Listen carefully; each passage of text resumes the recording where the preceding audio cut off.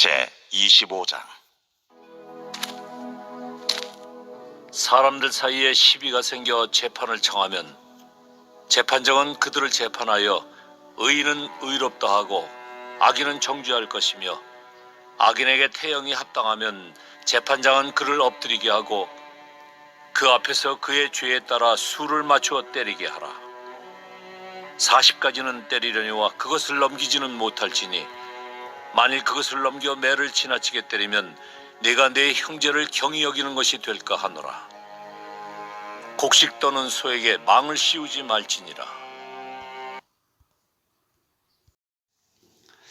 요즘 우리나라가 선진국이 되어가고 있구나라는 생각이 들게 하는 그런 부분이 하나 있는데, 그것은 바로 인권에 대한 이슈입니다. 선진국이 될수록 인권에 대한 보장이 강화되는 것을 볼 수가 있습니다.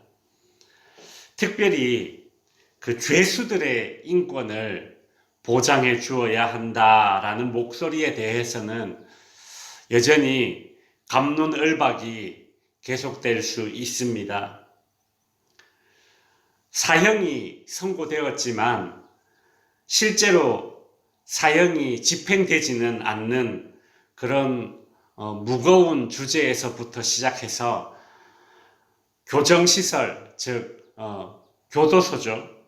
교도소의 편의나 복지가 어느 정도 이루어져야 하는지에 대한 비교적 가벼운 주제에 이르기까지 죄수들의 인권 문제는 쉽지 않은 그런 주제임은 분명합니다.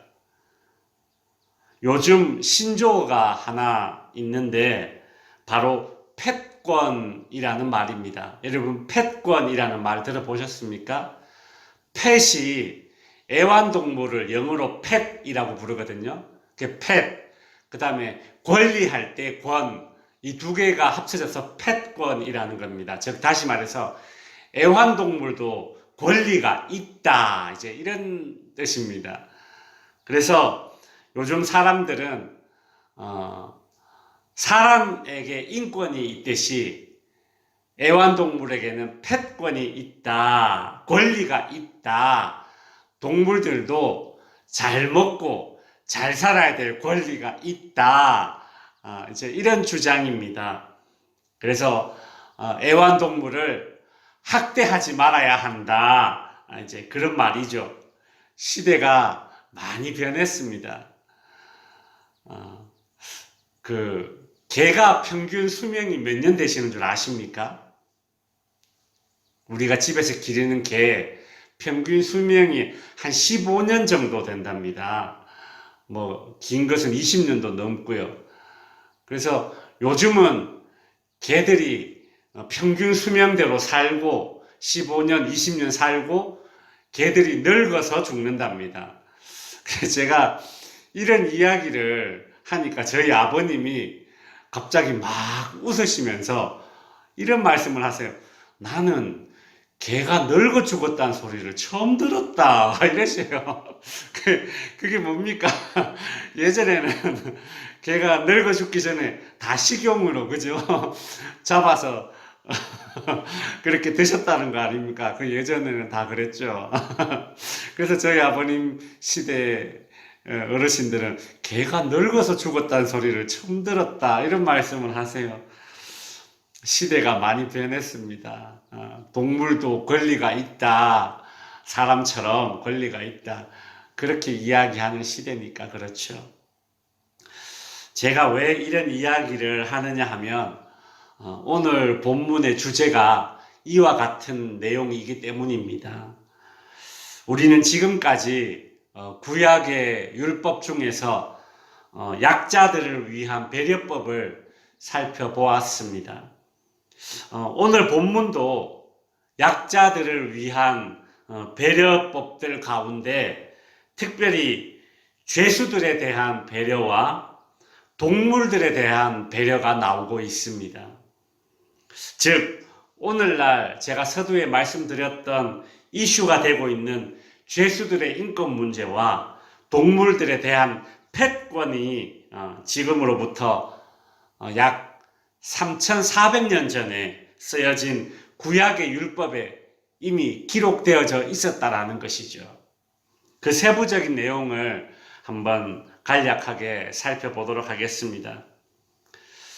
이스라엘 백성들 가운데 시비가 생겨서 재판을 하게 되어 의인과 악인이 가려졌을 경우에 그 당시에 태형이라고 하는 등에 채찍질을 혹은 회초리질을 하게 됩니다. 우리나라 조선시대에도 곤장이라고 해서 그죠? 엎어놓고 죄질에 따라서 매질을 했지 않습니까? 그런데 죄질에 따라서 태형을 집행하더라도 오늘 본문 3절에 보시면 40까지는 때리려니와 그것을 넘기지는 못할지니 라고 합니다. 실제로 유대인들은 40대가 아니라 39대까지 매질을 할 수 있도록 법으로 정해 놓았다고 합니다. 이것은 죄인들에 대한 인격적인 배려입니다. 오늘 본문 3절에 보시면 40까지는 때리려니와 그것을 넘기지는 못할지니 만일 그것을 넘겨 매를 지나치게 때리면 네가 네 형제를 경히 여기는 것이다. 그리 말씀하고 있죠. 그러니까 매를 40대 이상 때리는 것은 그것은 죄에 대한 징벌을 넘어서서 그 사람을 가볍게 여기는 것이다. 또 다른 말로 멸시하는 것이다. 무시하는 것이다. 인권을 무시하는 것이다. 이제 그런 말씀입니다. 비록 그가 범죄자이지만 인간에 대한 존엄이 있다. 이제 그리 말씀하고 있는 것입니다. 오늘 본문 4절에 보시면 패권에 대한 언급이 나오고 있습니다. 곡식 떠는 소에게 망을 씌우지 말지니라 라는 말씀이 나오고 있죠. 소의 주인이 소에게 일을 시키면서 그 소가 곡식을 먹는 것이 아까워서 그 입에 망을 씌워서 곡식을 먹지 못하게 해서는 안 된다. 그리 말씀하고 있습니다. 물론 이 당시는 3,500년 전입니다. 애완동물이라는 그런 개념 자체가 없었습니다. 소는 애완동물이 아니라 집에서 기르는 그 가축을 대표하는 동물입니다. 이스라엘 백성들은 인간에 대한 존엄을 지켜주었듯이 가축에 대해서도 배려를 해야 된다. 이제 그 법입니다. 구약의 율법은 소나 나귀 같은 가축들이 일을 하다가 배가 고프면 그 밭에서 곡식을 이렇게 지나가면서 일하면서 지나가면서 이렇게 먹을 수 있는 그런 권리를 보장해 주는 것입니다. 말씀을 정리하겠습니다. 성경은 죄수에게 죄는 정당하게 묻되 인간으로서의 권리는 배려해 주고 심지어 집에서 기르는 가축에게도 배려해야 할 것을 배려하라고 그리 명령하고 있습니다. 이 모든 것은 생명 존중의 표현입니다. 우리가 이처럼 생명을 존중하는 이유는 모든 생명이 하나님의 것이기 때문입니다. 하나님의 것을 하나님의 것으로 아는 것이 신앙 아닙니까? 모든 생명이 하나님으로부터 왔다. 생명은 하나님의 것이다. 라는 것을 인정하는 것이 신앙이고, 그렇게 생명 존중의 신앙을 지니시는 저와 성도님들 될 수 있기를 주님의 이름으로 축원드립니다. 기도하겠습니다.